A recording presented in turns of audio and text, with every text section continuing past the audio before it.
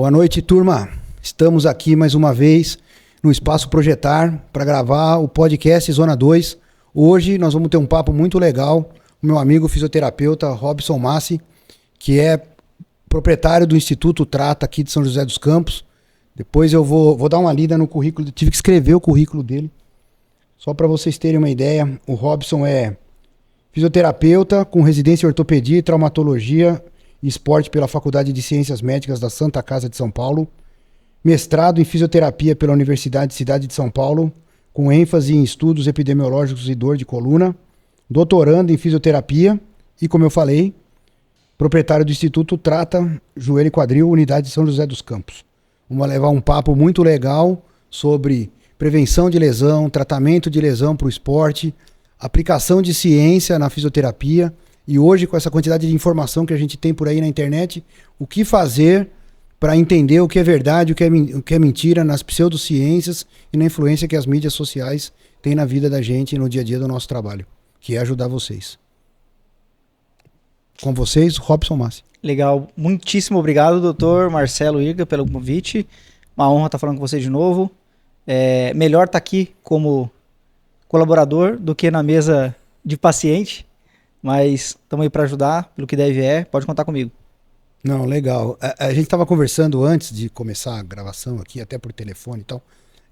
E aí volta, né, as memórias de antigamente. Eu, quando comecei no esporte, né, como atleta, 20 e poucos anos atrás, fiz o que todo atleta iniciante faz. Progride rápido o treinamento, tá empolgado, aumenta a carga rápido demais. Tive as minhas lesões, as minhas imprudências.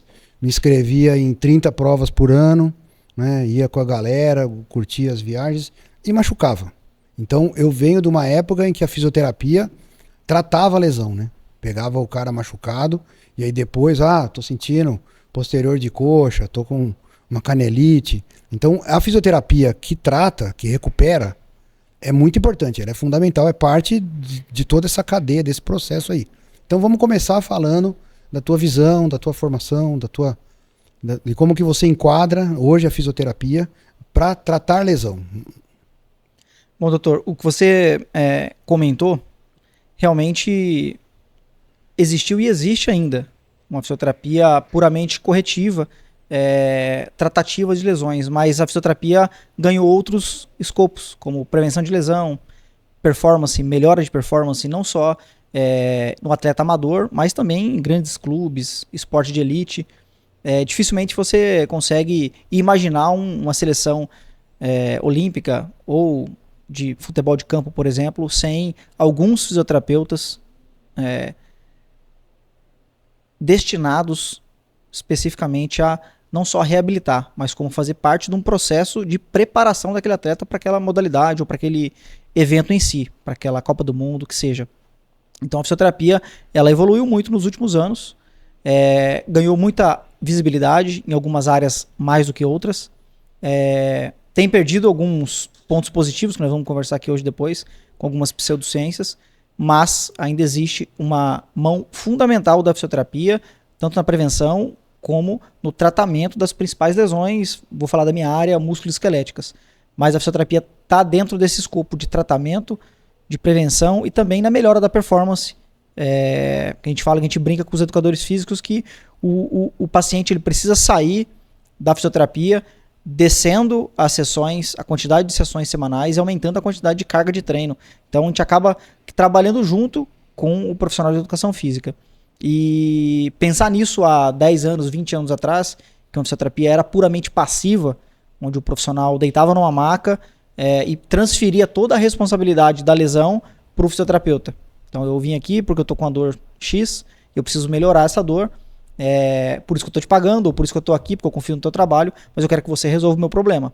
A fisioterapia evoluiu, não é mais assim. Hoje em dia existe uma participação muito maior do profissional, uma participação muito maior do paciente, trabalhando junto para prevenir a lesão, recuperar aquela lesão e, mais do que nunca, devolver o paciente em alto nível ou um perfeito desempenho para a prática da atividade esportiva ou modalidade que seja, entendeu?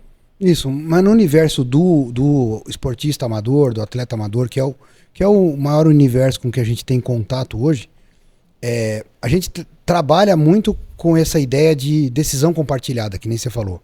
A gente chama o atleta, chama o esportista para participar do processo de decisão.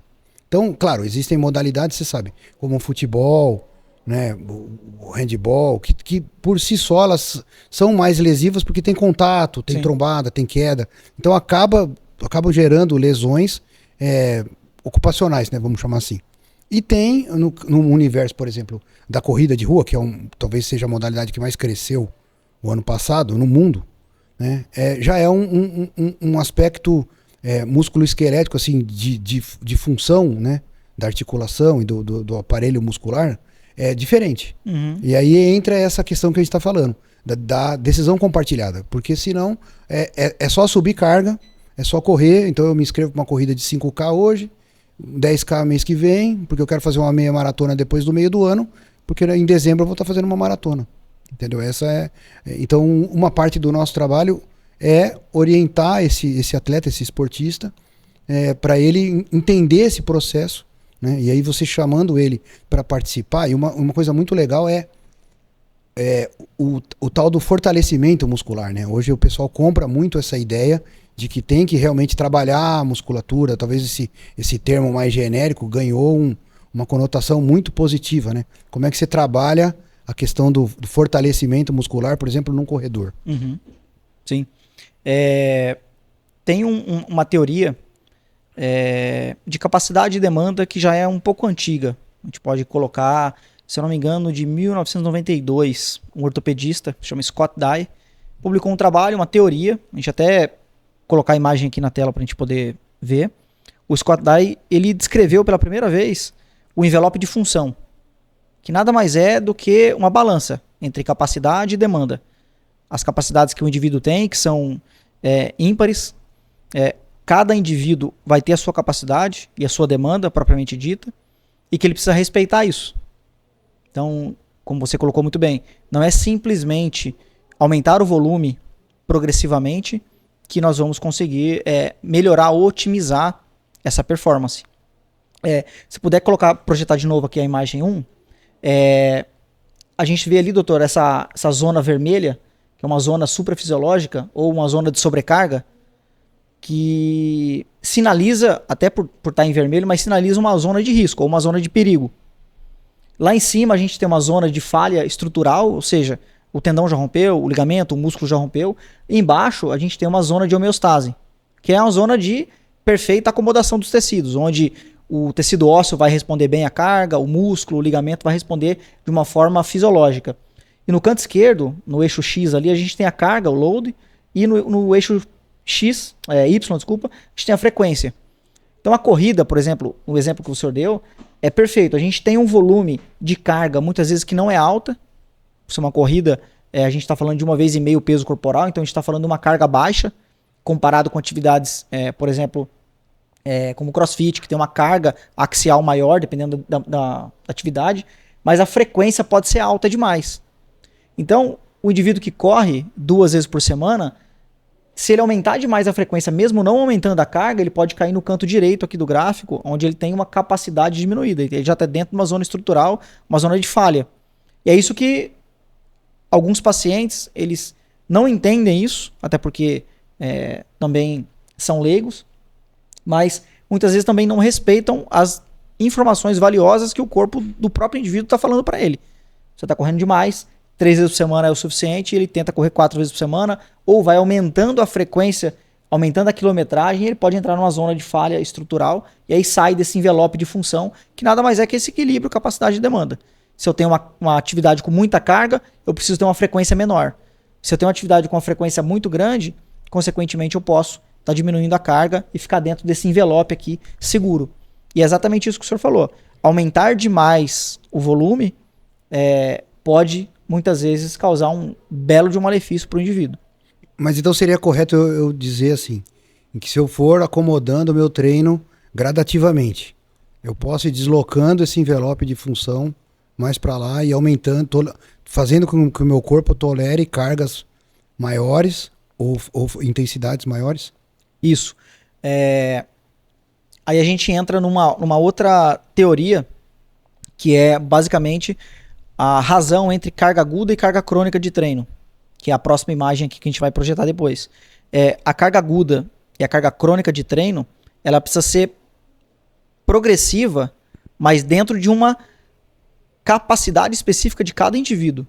Então, se eu aumento rápido demais, o que é rápido demais, né? Para cada indivíduo isso pode ser muito diferente, mas se eu aumento rápido demais, eu posso sair daquela zona suprafisiológica. Se eu fico numa zona muito baixa, ou seja, eu não consigo progredir, eu também vou estar numa zona de perca de capacidade. Você não gera adaptação, né? Você não gera adaptação, exatamente. Então, esse outro gráfico que a gente trouxe aqui, essa barra verde, ela sinaliza basicamente a carga ótima do indivíduo, que está mais ou menos de 0,8 até 1,2. Eu vou explicar o que é isso. Então, se a gente dividir a carga aguda pela carga crônica de treino, a carga aguda é o quanto você fez, por exemplo, de quilometragem. Vamos colocar para ficar mais fácil. Quantos quilômetros você correu na última semana? Corri 15 quilômetros na última semana. Essa é a sua carga aguda. A carga crônica de treino é a média semanal das últimas 4 semanas. Se você correu há 4 semanas atrás 5 km por dia, 3 vezes por semana, a sua carga crônica continua sendo 5 por dia ou 15 por semana. Se você dividir pela sua carga aguda, que é 15 km por semana, vai dar 1. 15 dividido por 15 dá 1. Você está batendo exatamente na sua zona ali do sweet spot, que é a zona perfeita. Só que você também não vai ter evolução. Você precisa estar sempre beliscando um ponto a mais, beliscando uma zona de risco, entre aspas, para que você tenha progressão na sua capacidade de demanda. Se você fica parado demais, a sua carga aguda, ao invés de 15, caiu para 5, 2 semanas seguidas, a sua carga crônica vai ser maior do que a sua carga aguda agora. Quando você divide, você vai ter próximo de 0,5, 0,6. Você está numa zona de baixa carga. Você está ficando despreparado. E o oposto também é verdade. Se você começa a treinar numa carga aguda demais, muito rápido, ou seja, você corre 5 km num dia, corre 7 no outro, corre 8, corre 10, corre 12, corre 16. Você está aumentando a tua carga aguda e está perdendo o controle da sua carga crônica. Aí você vai para uma zona de perigo também. Então, essa razão entre carga aguda e carga crônica de treino, ela converge muito com o envelope de função, que é a capacidade de demanda do indivíduo. Isso aqui é uma média. Pessoas vão evoluir mais rápido, outras mais devagar. Mas isso aqui precisa ser documentado pelo professor de educação física, pela equipe que está acompanhando o atleta, para entender se esse indivíduo está destreinado, ele tem condições de evoluir, ou se ele está já num pico de carga de treino, que ele está mais exposto ao risco. E aí, o que é seguro hoje em dia? Tem alguns estudos com corredores mostrando que aumentar mais ou menos de 10 a 15% a cada microciclo de treinamento, 20 dias mais ou menos, parece ser seguro para você ficar dentro de uma zona, dentro do seu sweet spot e não ser sobrecarregado. Mas isso é uma média. Para mulheres é diferente, para o destreinado é diferente, para o atleta já treinado é um pouco diferente, mas se eu pudesse deixar uma mensagem para prevenção de lesão, respeitar o corpo, entender sua carga aguda e carga crônica e aumentar gradativamente. 10% por semana, 5% por semana ou 15% por semana, dependendo da sua necessidade, entendeu? Por isso que a gente fala pro pessoal, a gente vive falando pra galera em casa, talvez a questão mais importante seja a conversa do dia a dia com o seu treinador, com o seu preparador físico, com o seu fisioterapeuta. O pessoal aplica os testes de fadiga, de sobrecarga. Então tem alguém lá em volta de você que é capacitado para te passar treino, para te passar preparação muscular, né? E aí você tem que perguntar isso e tem aquela troca. Tô me sentindo mais cansado, tô me sentindo menos cansado, tá doendo aqui, eu tô tolerando desse jeito. E aí escutar o treinador que fala, eu não quero o máximo essa semana, eu quero que você corra forte, mas não o máximo. Quero que você entregue só até aqui. E tem propósito em todo tipo de treino, por isso que tem aquela periodização. Então a gente tem uma obrigação de explicar pra galera, de ensinar para o pessoal em casa, não queime etapas. Isso. Respeite os profissionais, porque senão volta aquela questão. Vou procurar o fisioterapeuta só a hora que eu estiver machucado, né? Quando na verdade a gama de trabalho seu é infinitamente maior que isso. Então a ideia é trabalhar hoje com prevenção e principalmente o trabalho, como você falou, além de entender a mecânica da coisa, entender a biomecânica do movimento, a aplicação da fisioterapia durante o treino, né? Isso. Como mostrar para o atleta, como mostrar para o esportista, como usar melhor aquela ferramenta, né? Aquela que é o corpo dele, aquela musculatura, Sim. aquela articulação específica. Sim. Então, como que você orienta um atleta a usar melhor, assim, que tipo de ferramenta que você tem para fazer um atleta hoje, um esportista hoje, render melhor, vamos falar de performance. Sim. Isso que você está comentando, vamos fazer uma analogia ou uma comparação com um time profissional de futebol. Eu acompanho bastante futebol, meu time não está indo muito bem, eu sou São Paulino, e... Importante é ter saúde. É importante ter saúde, exatamente. E aí, doutor, os times normalmente em começo de temporada, sempre tem aquela desculpa quando joga mal, né? Começo de temporada, pré-temporada, ficamos 15 dias parados e tal.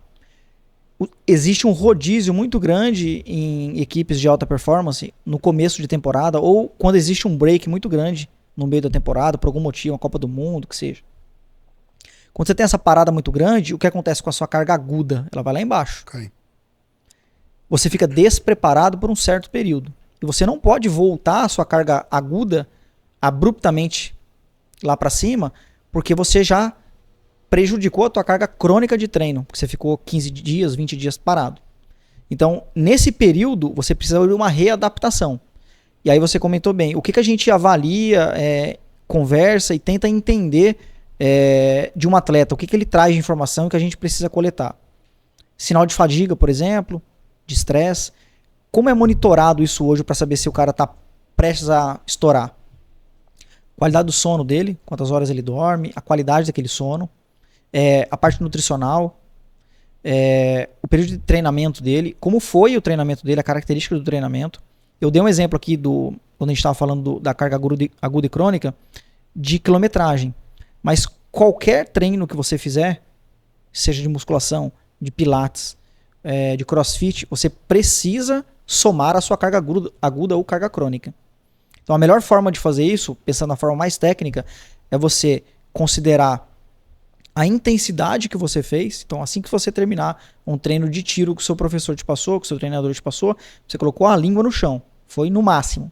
Você vai dar uma nota de 0 a 10, qual foi o seu estresse máximo durante aquele treino ali. Por exemplo, foi 8, quase morri. 8. Quanto tempo você fez essa atividade? 20 minutos. 8 vezes 20. Você tem uma variável. Essa variável você vai somar com os outros treinos que você faz durante o dia. Musculação. Qual foi a intensidade do treino de musculação? Foi 5. Treinei fofo.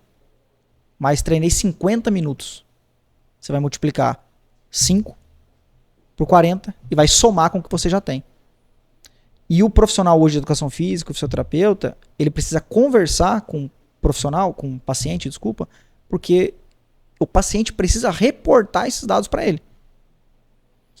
E se ele me reporta um dado, entre aspas, enviesado, ou se ele não conta a verdade por algum motivo, ele fez algum treinozinho que ele não quis contar, eu posso calcular um treino na semana seguinte enviesado. Tanto na reabilitação como na preparação física. Tudo isso precisa ser levado em consideração. E hoje, a melhor forma de pensar em prevenir lesão em corrida, ou seja, algum tipo de esporte, é o fortalecimento muscular associado ao treino sensório-motor, que é o treino de propriocepção, treino de equilíbrio, salto de uma perna, mudança de direção. Esses trabalhos têm a capacidade, esse trabalho de fortalecimento e treino sensório-motor, tem a capacidade de organizar melhor a estrutura neuromuscular e dar condições do atleta melhorar a performance sem correr tanto risco assim. Então, se a gente pudesse linkar tudo que tem de evidência hoje para prevenir lesão, a gente ia ficar aqui falando a madrugada toda. Mas essa conversa franca entre o atleta reportar o que está acontecendo, me senti bem nesse treino, ou me senti muito bem, acho que dá para apertar um pouco mais, associado a um trabalho de fortalecimento controlado, planilhado também, junto com o treino sensório-motor, parece que ele fica meio blindado ali para algumas lesões, diminuindo a probabilidade. Não quer dizer que ele nunca vai sofrer um tipo de lesão, mas ele vai estar menos exposto ao risco. Então a gente pode linkar isso. E só para finalizar a minha fala aqui nessa parte, tem um ex-professor do programa, ele publicou um trabalho com corredores de trail na Holanda. O trabalho era conversar com os atletas semanalmente, ou seja, coletar reports dos atletas por internet. Era um aplicativo, um Google Forms. Os atletas tinham que responder aquilo semanalmente. Como foi o seu treino? Bom, treinou na intensidade que você queria? Sim ou não? Pergunta simples. Baseado nisso, o atleta ia mudar, o professor ia mudar o treinamento na semana seguinte. Exatamente isso que a gente está falando. Uma conversa franca para saber se eu aperto um pouquinho o calo ou se eu tiro um pouco o pé. Isso parece que funciona muito bem para prevenir lesões em corridas e também lesões a gente vê em clubes de futebol, como eu comecei minha fala aqui falando. Então, se a gente prestar muito atenção no que os clubes estão fazendo, os times de elite estão fazendo, o que as pesquisas estão fazendo, basicamente está dentro desse escopo. Qualidade de sono adequada, controle de volume, intensidade de carga, fortalecimento muscular e treino sensório-motor. Acho que basicamente esse pacote.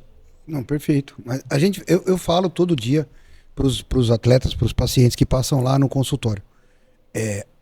O atleta de verdade não é só aquele cara que treina bem. Ele treina bem, ele come bem, ele dorme bem, ele faz todo o processo direitinho. Então ele tem disciplina para tudo. Ele se molda. Eu preciso dormir 9 horas, ele já começa a preparar o horário que ele janta.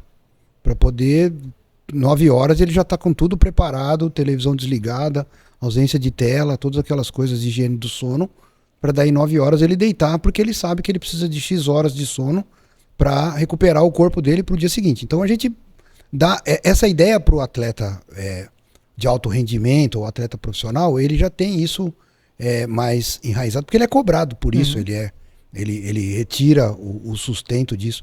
A gente volta de novo, porque o esportista amador, ele precisa ser ensinado isso. Ele tem que, já que eu como amador falo isso, a gente quer se referencia ou quer imitar, né, quer se inspirar num atleta verdadeiro, um jogador de futebol, né, um corredor, um atleta olímpico, mas você não sabe a dor que aquele cara passa, o tanto que ele tem que entregar para aquilo. Então, óbvio, como a gente tem outras responsabilidades, tem trabalho, cuida de família e tal, nós não vivemos do resultado do nosso esporte. Eu não vivo dos resultados das minhas provas.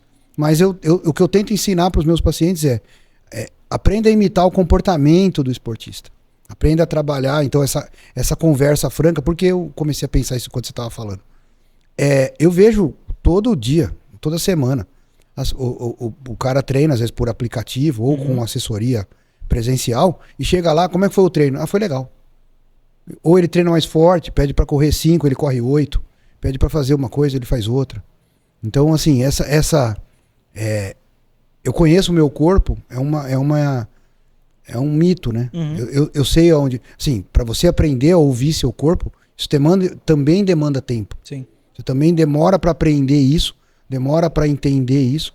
E muitas vezes você tem que passar por lesões para aprender isso. E na recuperação, na dor lá, deitado na mesa de fisioterapia, é que o cara começa a entender que forçou demais. E algumas vezes eu tenho que dizer, o cara tem que errar para aprender. Sim. Ele tem que pisar errado, ele tem que pesar a mão, ele tem que treinar forte demais. Ele tem que entender esse limite. O que ele não pode é transformar isso em hábito, porque daí machuca. Sim. Entendeu? Então, esse é o papel da gente no nosso dia a dia de trabalho. E junto com isso que você estava falando aí, você citou vários artigos. Então, assim, existe a questão da ciência junto. Existe a aplicação da ciência junto.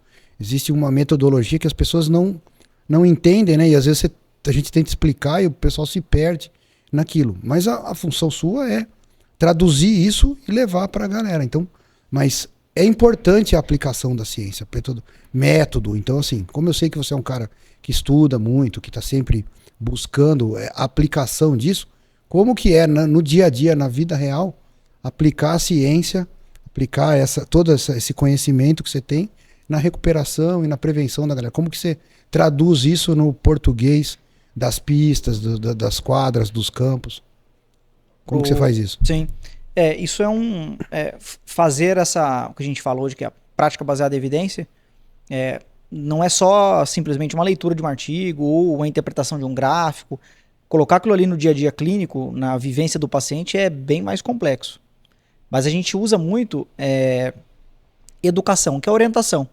Então é tentar educar o paciente de uma forma que ele consiga compreender que ele está muitas vezes pisando fora da faixa, que ele precisa voltar, porque senão ele pode se estrepar, ele pode se lesionar ou pode atrapalhar a recuperação dele.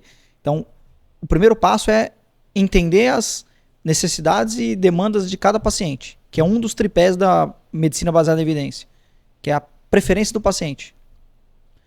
Uma outra variável muito importante é o expertise do clínico. Então, nada adianta um recém-formado ter lido todos os estudos de cardiologia do mundo se ele não tem a vivência clínica, se ele não tem a mão, se ele não consegue, no fisioterapeuta, fazer uma boa liberação, se ele não consegue regular de forma adequada os equipamentos de eletroterapia, se ele não consegue fazer uma terapia manual de forma adequada. Então, a experiência vem com o tempo. Então, o cabelo branco aqui ele vai adquirir com o tempo, com boas formações, com especialização, com residência. Então, já formou duas bases do tripé. E o outro tripé é a ciência, que é os artigos.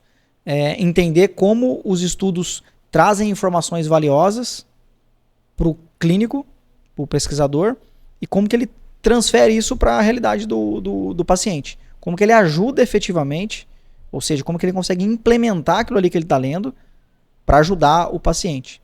Então, boa parte disso tudo entra na educação.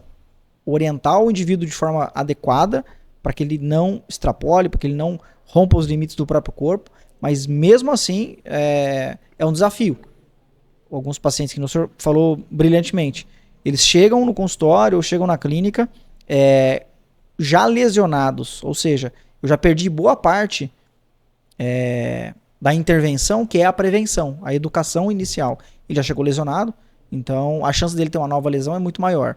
Então eu já perdi boa parte da minha pirâmide, da minha evidência, que era a prevenção da lesão. Ele já teve a lesão.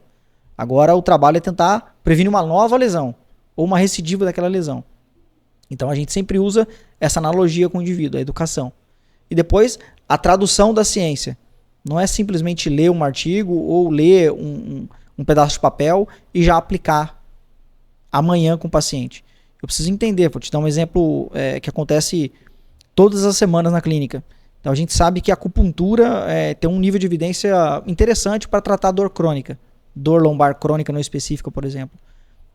Diversos estudos recomendam, sociedades de medicina internacionais recomendam o uso da acupuntura, mas se o paciente tem pavor à agulha, ele desmaia. Se ele vê qualquer tipo de agulha, ele tem fobia. Não adianta usar essa evidência com aquele indivíduo. Sim. Eu preciso interpretar que isso aqui para ele pode ser muito bom, mas eu não vou conseguir usar. Eu vou ter que descer um pouquinho a prateleira, vou ter que pegar uma outra abordagem para conseguir traduzir isso de uma forma que ele consiga receber essa informação e aí tem o benefício. Então é um desafio, selecionar o que a gente precisa fazer, entender as necessidades do indivíduo e ter o feeling, né? Que é o que vem com o cabelo branco, vem com o cabelo caindo, não tem jeito, vem com o tempo. Saber selecionar de forma adequada para aplicar da melhor forma possível, no momento certo e na hora certa, e o melhor, com o paciente certo.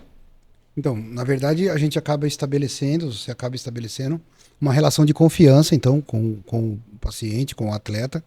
Ele passa a relatar para você o que ele está sentindo, o que ele está experimentando de verdade, né? Assim, é igual eu sempre falo, não adianta nada você ir numa avaliação fisioterápica e mentir, né? Sim. Você não relatar por que dói, ou quanto dói, ou não mostrar a intensidade do seu desconforto num treino. Né? Então, por que você vai? Você está enganando quem? E você está prejudicando você, mas você está enganando quem? Então, essa relação é estabelecida com um marco de confiança. Então, a pessoa vai lá, deposita confiança no seu trabalho e se cria esse negócio. E você falou uma coisa que eu sempre penso. Não é porque uma coisa é boa que é bom para todo mundo. Sim. Então, a acupuntura, como você deu de exemplo, ela pode ser muito boa para N situações, de dor crônica, por exemplo. Mas pode não se aplicar àquele indivíduo. Então, não é porque é bom. Então, todo mundo usa tal coisa. Ah, vamos usar kinesiotape, vamos usar palmilha feita sob medida, vamos usar tênis com placa de carbono, vamos usar tal coisa. Qualquer device, qualquer instrumento novo que sai aí, pum, tem aquele boom e todo mundo usa. São materiais ótimos, são produtos excelentes, mas não necessariamente se adaptam a todo mundo. mas existe também uma onda, né? Tipo um flow, assim, que faz a galera ir comprando, experimentando, e aí, qual que é a finalidade? Eu tô buscando melhorar a minha performance. Eu estou buscando, né, treinar melhor. Eu estou buscando prevenir lesão. Até eu escuto esse tipo de coisa, né? Por que você fez tal coisa? Não, é para prevenir lesão. E aí entra assim, como você falou, é difícil você pegar um artigo, dissecar ele na frente de um paciente e tentar explicar isso para ele. Não é isso. Não é isso. Não é isso que ele quer. Ele quer uma apresentação. Então, como mostrar a tua evidência, a tua experiência clínica, a tua vivência, toda essa expertise ali na hora de começar a estabelecer essa relação médico-paciente, né? Porque muitas vezes ele já chega lesionado, mas às vezes ele chega com uma carga de informação completamente distorcida. E você perde ali metade da primeira consulta só tentando desmistificar crenças e coisas, né? Como que você aborda esse cara e traz ele de volta para o campo de cá, né? Para a linha de cá do campo. Sim, sim. Isso é bastante complexo. Em algumas situações você precisa... Eu particularmente faço assim. Confesso que já tive numa outra fase de carreira que eu tentava refutar mais os pacientes no dia a dia. O que você está fazendo tá meio errado, vamos para essa linha aqui. E muitos pacientes desistiam. Perdiam a confiança. Pô, todo mundo faz isso aqui, todo mundo tá usando a ventosa, todo mundo tá comprando tênis com placa de carbono, o Dr. Marcelo tá usando, o fulano tá usando, meu vizinho tá usando, e esse cara aí tá falando que não funciona, talvez não seja bem assim, talvez quem tá errado é ele. Então, mas eu já tive nessa fase e já tomei muita cabeçada. Hoje em dia eu tento entender mais as necessidades do paciente, para ele me trazer mais informação possível, para daí eu entender com que tipo de paciente eu tô lidando. Se é um paciente que gosta muito de terapias passivas, ele gosta de muita massagem, ele não gosta de fazer exercício. Ele gosta muito de fazer, a gente brinca, né? Fazer o treino fofo, ele não gosta de treinar pesado. Então são variáveis que o paciente vai trazer pra gente. Dentro dessas informações que ele vai trazer, eu vou moldar a minha terapia. Eu vou tentar refutar o que não funciona que ele está fazendo, mas a conta gotas. Então, aquela ventosa que você está fazendo, talvez se a gente trocar a ventosa por essa abordagem aqui, talvez funcione um pouco melhor no seu caso. Vamos tentar? Aí tenta e existe uma troca. Mas tem pacientes que vêm, Dr. Marcelo, vêm muito abertos para receber a informação. Já vem te procurar justamente para tentar entender se o que ele está fazendo está certo ou está errado. Minoria. Mas existe. Mas a maioria está fazendo abordagens que são inócuas.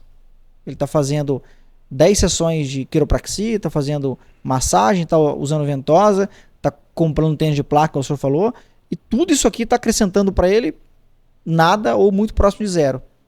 E como que você desmistifica tudo isso aqui? É bem complexo. Tirar tudo isso aqui de uma abordagem que já está muito estabelecida na rotina do indivíduo, do paciente no caso, é muito complexo. Hoje em dia eu tento abordar dessa forma que eu te falei, mas existem profissionais que tentam ir já mostrando um pouco mais de evidências, de provas, mostrando que não é bem assim. Hoje em dia eu tento entender mais as necessidades de cada indivíduo e vou refutando aos poucos, para também não perder um pouco, para que o paciente não perca a paciência com a gente também, entendeu? Não, é conquistar pelas beiradas, né? Exato. É ir mostrando, claro, vai tirando o paciente. Primeiro tira o paciente de risco. Isso. Tem coisas que ele está fazendo que sozinho ele vai se prejudicar, então a primeira coisa que você faz, afasta isso. Depois as coisas mais inócuas, você vai trabalhando aos poucos, vai tirando, né? Eu tiro uma quantidade de medicação, de suplemento, eu não oriento treino, não oriento dieta, mas a gente acaba vendo que todo mundo está fazendo errado. Uhum. Então aí tem hora que eu vejo, eu tô dando palpite. E se você quer saber, tem até assim uma questão interessante, porque como eu não sou fisioterapeuta, o cara chega para mim e fala, me indica pede uma ressonância para mim. Aí eu falo, você quer uma ressonância do quê? Não, do meu joelho. Falei, mas por que você quer uma ressonância de joelho? Aí inverteu, né? Ele é o médico, eu sou o paciente. Aí eu falo, mas por que você quer uma ressonância de joelho? Não, porque eu tô com muita dor aqui, eu acho que eu tô com problema no menisco. Aí eu falo, beleza, mas você já foi ver isso?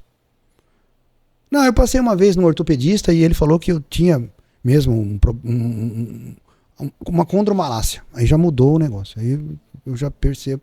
Fala, então vamos fazer o seguinte, vamos começar de novo, vamos avaliar outra vez. Bom, mas você não quer dar o pedido da ressonância? Não, não é isso. Primeiro que provavelmente seu convênio vai questionar por que o cardiologista está pedindo uma ressonância de joelho. Né? Então, segundo, ele vai acabar me enchendo para eu ficar fazendo justificativa e colocando o código e tal, todas essas coisas para justificar isso aí. E segundo, que um profissional da área vai chegar lá e vai escrever exatamente o que precisa. E vai dizer o que ele está suspeitando, porque o exame nada mais é do que para comprovar uma suspeita ou afastar ela. Então ele já vai chegar, ele vai pôr a mão no teu joelho, apertar ali e dizer, para mim você tem tal coisa. E as pessoas têm dificuldade de ver a importância que tem o exame clínico, né? De botar a mão, de olhar, de ver essa experiência que você falou, de ver o que o cara pratica, a carga de treino que ele tem, e aí falar, bom, então no meu entendimento, tendo examinado você, tendo visto você, olhado, eu acho que pode ser isso. Então vamos fazer tal coisa para... Então esse tipo de abordagem, como você falou, pelas beiradas, vai ganhando o paciente, vai ganhando a confiança do paciente. E uma das coisas que a gente vê muito assim, ele fala, pô, mas eu vou sair daqui e você não vai me dar nenhum tratamento? Eu falo, eu não sei nem o que você tem ainda, cara.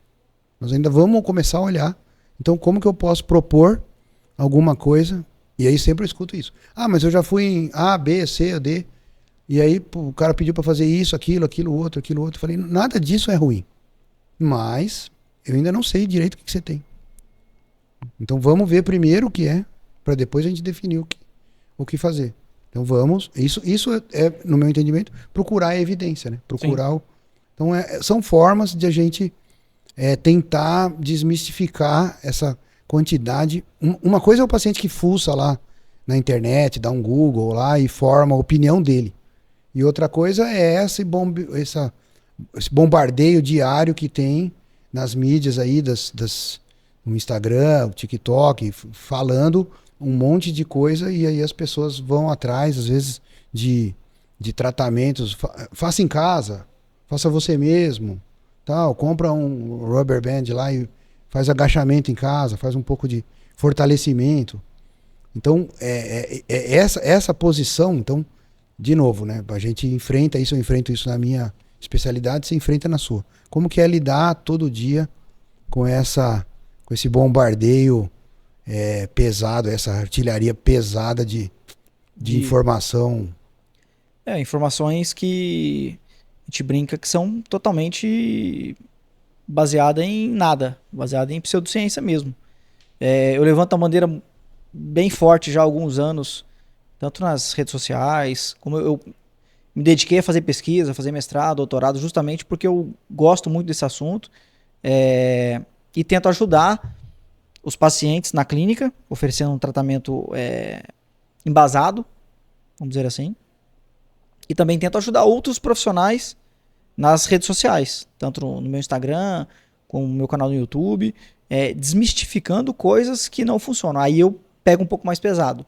Quando eu estou falando para outros profissionais, aí eu acho que o caminho da educação, ou seja, do letramento científico, precisa seguir um caminho mais amargo.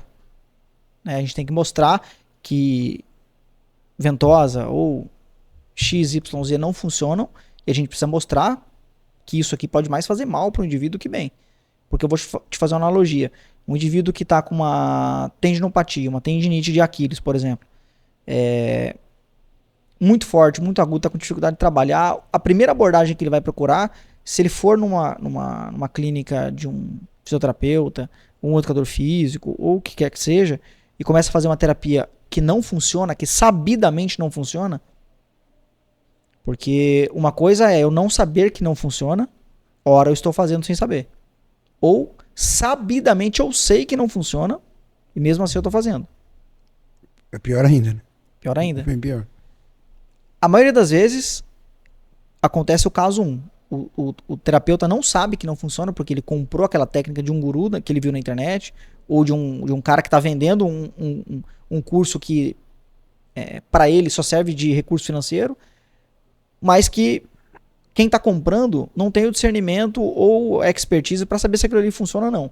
Fazer uma busca literária para entender se aquilo ali funciona ou não. Então ele, na maioria das vezes, está no caso 1. Ele não sabe se funciona. Se ele soubesse, talvez ele não faria. Aí entra o papel que eu tô falando agora. Aí eu sou mais duro porque eu quero educar e mostrar para ele que não funciona. E se eu passar a mão demais, talvez eu não consiga atingir aquilo que eu quero fazer. Perfeito. E aí, se o indivíduo vai numa abordagem de primeiro contato, ele sabe que o calcanhar dele tá doendo. O primeiro contato dele é com um profissional que vai fazer uma terapia inócua no tornozelo dele, no Aquiles dele, ele vai perder 10 sessões, ele vai perder um mês. Ele só não melhorou, além de não ter melhorado, ele ainda perdeu a oportunidade de ter feito um tratamento que ia ajudar ele. Então isso que você pontuou, a primeira coisa é tentar tirar aquilo que faz mal. Exatamente isso. Se você está fazendo uma ventosa no tendão de Aquiles do indivíduo, saiba que você está fazendo mal para ele. Não, mas por que eu estou fazendo mal? Porque você está tirando a oportunidade dele de fazer uma coisa que realmente ia melhorar. Talvez não propositalmente, porque talvez quem está aplicando também é aquela opção número 1 que eu falei. Ele não sabe que aquilo ali não funciona. Para ele acredita que funciona. Porque algum guru da internet vendeu para ele como se funcionasse. E falta ali discernimento, entendimento para saber se aquilo ali é realmente verdadeiro ou falso. Então ele está tirando a oportunidade de um indivíduo que está com dor, que está com lesão, de se tratar de forma adequada. Aí, nesse caso aqui, aí eu bato mais duro. A abordagem é totalmente diferente da abordagem do paciente na clínica. O paciente ele precisa ser educado de uma forma diferente. Agora, o profissional, o meu orientador, ele até brinca, eduque quem quer ser educado. Se ele está fazendo uma abordagem, ele viu 2 vídeos meus falando que aquilo ali não funciona e viu 5 do guru falando que funciona, ele prefere seguir o guru, paciência, eduque quem quer ser educado. Se ele não quer acreditar naquilo que eu estou falando, entender os malefícios e benefícios daquilo ali, paciência. Mas eu levanto essa bandeira, eu tento fazer o meu papel. Não, perfeito. Eu acho que o paciente, na verdade, o que você falou, eu traduzo assim, o paciente, na verdade, você tem que acolher, né? Isso. Mesmo que ele chegue todo cheio de vícios, de erros, né, de tratamentos inapropriados, você tem que acolher ele. Por exemplo, eu dou um exemplo sempre, eu atendo pacientes que fumam. E às vezes já infartaram, tem angioplastia, stent e tudo. E eles estão lutando contra esse hábito, eles querem mudar isso. Não é uma coisa fácil. Todo mundo sabe que o cigarro faz mal e se pudesse a pessoa com certeza não fumaria. Exato. Mas por A, B ou assim. C, ela começou a fumar muitas vezes quando era criança e aí não consegue suprimir esse vício. Então eu vou chegar e falar, ou você para de fumar ou você não vem mais aqui, eu perco o paciente. Entendeu? Então por isso o que você falou, eu entendo por acolher. Sim. Né? Não é passar a mão na cabeça, mas é entender que essa pessoa está lá procurando a sua ajuda, né? E foi lá te procurar. Então você tem que criar um canal para fornecer essa ajuda, que é o acolhimento. Então, e isso eu vejo muito, e particularmente lá no Trata, porque eu já tive a oportunidade de conversar muito com vocês lá, com o Jorge.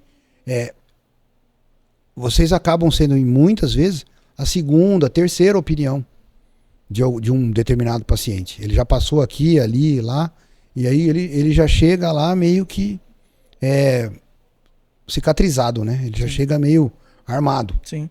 Então, desfazer esse tipo de coisa e na verdade, às vezes, ser a terceira opinião não é desfavorável. No meu entendimento, o que acontece? Essa pessoa já ganhou o aprendizado da dor. Ele já sabe melhor o que quer e o que não quer. Esse paciente, esse atleta já filtrou aquilo. Então você pega uma coisa mais, às vezes, tecnicamente mais trabalhosa, mas por outro lado também tem uma coisa assim mais fácil de lidar, onde você pode aplicar já a tua ciência, a tua expertise de uma forma já mais proativa. Então ser a referência que vocês são em fisioterapia, por um lado, me dá essa tranquilidade, entendeu? Normalmente, assim, vou até confessar para você, por uma coincidência, eu estava até pensando, vindo para cá, os pacientes que eu encaminho lá para vocês tratarem, e que me procuram, normalmente eles já bateram a carroceria por aí, entendeu? Eu nunca peguei um paciente virgem de tratamento e falei, procura como primeira opção o tratamento. Não porque eu não quero, é porque não aparece para mim esse paciente. Eles já chegam lá e, como eu falei, como eu não sou fisioterapeuta, que é engraçado, porque quando eu vejo, eles estão me contando de lesão, né? Eu tenho um cinto posterior da coxa, eu corro e tenho uma canelite, né? Eu tenho, talvez porque eu corra também, porque eu pratico esporte, seja atleta, eles se identificam comigo. Pô, comprei o tênis tal, eu tô usando tal medidor de frequência, o que você acha? Aí quando eu vejo eles estão falando para mim de dieta, eu pergunto isso, faz parte da minha anamnese.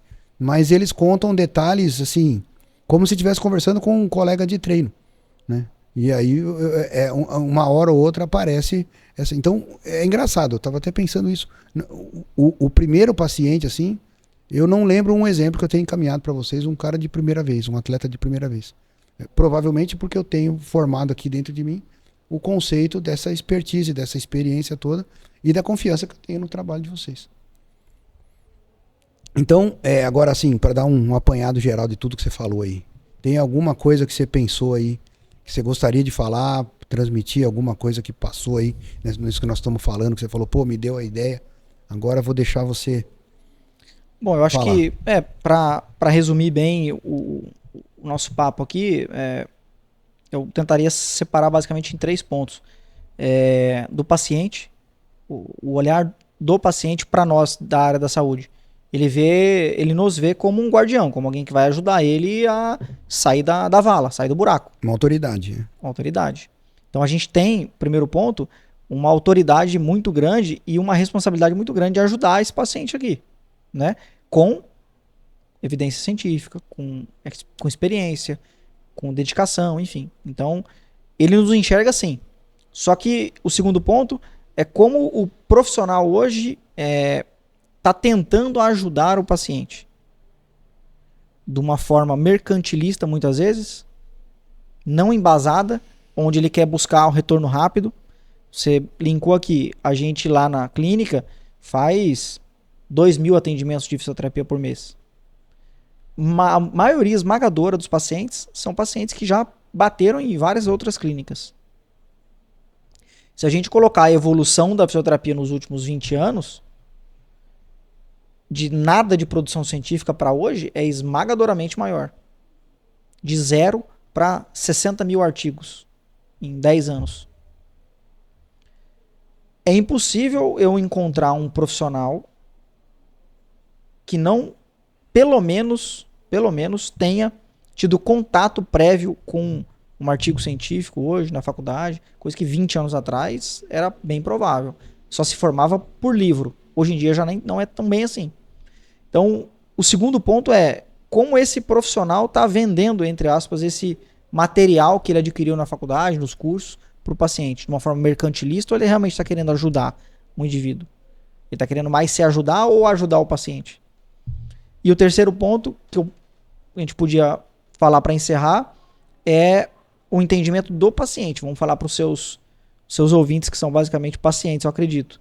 Ele precisa respeitar o corpo dele, ele precisa procurar boas pessoas que vão orientá-la de forma adequada e na hora certa, né? Na hora certa eu digo não ofertar as técnicas e terapias que não funcionam, mas oferecer o tratamento se realmente ele precisa de tratamento. Não, vamos fazer uma sessão de liberação aqui por mês. Quando? Eternamente, até você não aguentar correr mais. Isso não é tratamento. Então, ofertar um tratamento de forma adequada para o indivíduo e aí sim seguir uma progressão estruturada respeitando os próprios limites. Então, acho que eu linkaria esses 3 pontos. Acolher bem o paciente, porque a gente precisa disso, ele nos procura. Profissionais são capacitados e embasados, já que a gente encontra a maioria esmagadora das pessoas já estão batendo cabeça procurando tratamento, porque estão fazendo besteiras, estão fazendo ventosa, estão usando palmilha quando não precisa, estão fazendo ozonoterapia que não é para fazer, estão fazendo fisioterapia injetável com fisioterapeuta que não é para fazer. Então, quando isso aqui parar, provavelmente os pacientes também vão notar uma melhora mais rápida, vão parar de bater muita cabeça, vão chegar em você porque passou direto no trato, ou porque passou no fulano que é meu concorrente, mas melhorou, resolveu o problema dele, e não fez com que ele voltasse em você para depois ele vir para mim. E o terceiro é as capacidades e demandas de cada indivíduo. Acho que se a gente pudesse resumir em 3 pontos que a gente conversou aqui, acho que seria isso. Não, perfeito. Brilhante, brilhante, brilhante. Como eu sempre falo, assim, o bom que fica gravado, porque eu sempre falo pra galera, assiste de novo e de novo, até é bom pra mim, né, que se você ficar assistir mais vezes, mas o interessante é exatamente isso, não dá pra pegar tudo de uma vez. A gente deu uma pincelada aqui, muita coisa, podia ficar falando de muito assunto aqui, poderia direcionar mais para um grupo específico de esportista, falar uma questão mais prática, mas é muita coisa para falar, mas o mais importante talvez seja esse tripé final que você falou aí, de olhar para o profissional da saúde tem uma autoridade sobre o paciente, mas essa autoridade tem responsabilidades. Sim. Não é só porque você sabe que o que você vai dizer é lei, isso traz uma responsabilidade junto, e a tua responsabilidade é ajudar pessoas. Então essa talvez seja a mensagem fundamental. E do outro lado do tratamento compartilhado tem o paciente que precisa ativamente ser senhor da situação. Ele que comanda. A gente falou de futebol profissional e a gente trabalha com esporte de alto rendimento, com equipe, e sabe que a estrutura está pronta lá. O cara chega com o carro dele lá, tem tudo. Tem fisioterapia, tem nutrição, tem fisiologia, tem treinador, tem um monte de coisa, psicólogo. A comissão técnica está pronta. Agora, o atleta individual, o amador, quem vai na academia, quem pratica sua modalidade lá, ele é a sua comissão técnica, né? Você é o seu treinador, seu preparador físico. Então, você tem que se cercar de pessoas que te passem essa experiência, essa formação. Então, na hora certa, você procura o profissional, certo? Às vezes você erra procurando, né? Sim. Essa que é a ideia. Mas o atleta vai criando essa consciência. É importante que ele não espere o tratamento ou o treinamento ou a evolução na performance chegar e cair no colo dele, né? Se não treinar certinho, se não fizer todas as coisas certinho, não tem essa recuperação. Então, eu gostei demais da conversa. Acho que foi um bate-papo inicial fantástico.